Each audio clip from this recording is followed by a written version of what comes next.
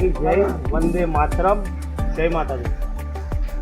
આજે મુહડ રણછોડજી મંદિર પ્રભુના સાનિધ્યમાં પાદરા તાલુકા નવનિયુક્ત સરપંચશ્રીઓ જેટલા ચૂંટાયા છે અને જૂના સરપંચશ્રીઓનો સન્માન સમારંભ રાખેલો હતો।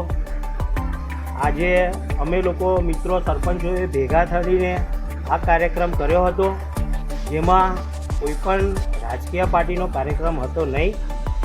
ગ્રામ પંચાયતની ચૂંટણીઓ સરપંચ પોતાની જાત પર લડે છે અને ચૂંટણી જીતે છે।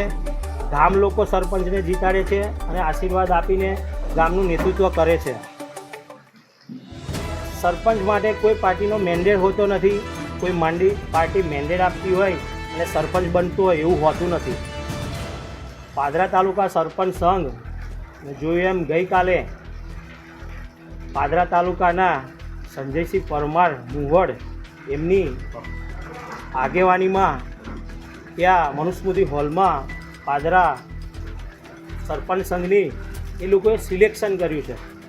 એટલે આજે અમે સરપંચશ્રીઓ ભેગા થયા, ખોટો આંકડો નહીં આપું, 42થી પ્લસ સરપંચશ્રીઓ ભેગા થઈ હતા અને બીજા વરસાદને કારણે અટકી ગયા છે, એ પણ સંપર્કમાં છે।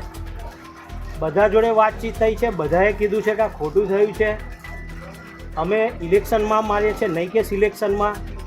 અહીંયા મારા સાથી મિત્રો ઘણા છે, હું પોતે છું, મને બી આ આમંત્રણ નહોતું, મને બી કોઈનો ફોન નહીં હતો આવ્યો। હું પણ પાદરા તાલુકાનો જ સરપંચ છું, હું પાદરા તાલુકા બહારનો સરપંચ નથી। એટલે સરપંચ સંઘમાં અમારી પણ ભાગીદારી હોવી જોઈએ। સંજયભાઈ, શું નક્કી કરવાના છો આગામી? શું આજે નક્કી?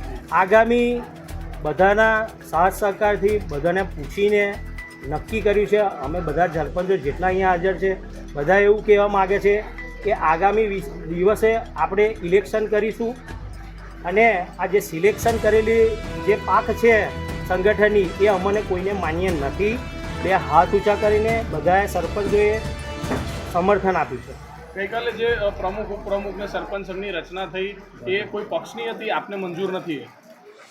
હવે ભાવિનભાઈ, એમાં તો કે સરપંચને કોઈ પક્ષ ના હોય। પહેલાં પહેલું તો આજે સરપંચ સંઘ એ સરપંચોનો હોય, તાલુકાના બધા સરપંચો ભેગા થઈને સરપંચ સંઘ બનાવે। આમાં કોઈ રાજકીય પક્ષની કોઈ દખલગીરી ના હોઈ શકે। હા, સરપંચ છે, કોઈ પણ સરપંચ હોય પોતાની વિચારધારા પ્રમાણે કોઈ પણ પક્ષમાં જોડાય એ વસ્તુ અલગ છે।